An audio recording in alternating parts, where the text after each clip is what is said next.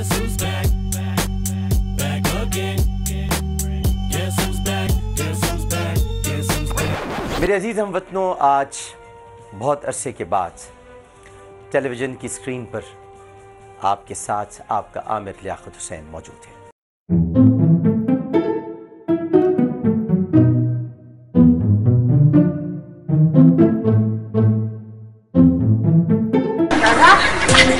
आम खाएगा? आम खाएगा? हाँ? खाओ।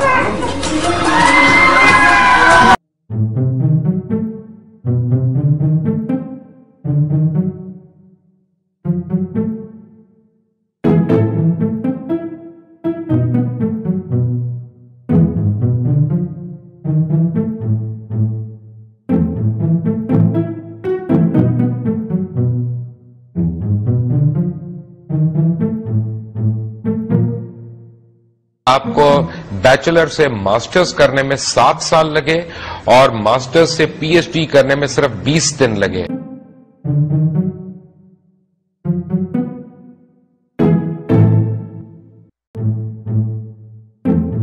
मैं सही आदमी नहीं हूं, मेरी जहनी हालत खराब है और मैं शायद मैं मुनासिब नहीं हूं टेलीविजन के लिए। उसके बाद उन्होंने कुछ अरसे बाद खुद न जाने कैसे, लेकिन उन्होंने अपील वापस देना, ये मुझे नहीं पता। कैसा दिया आपको है?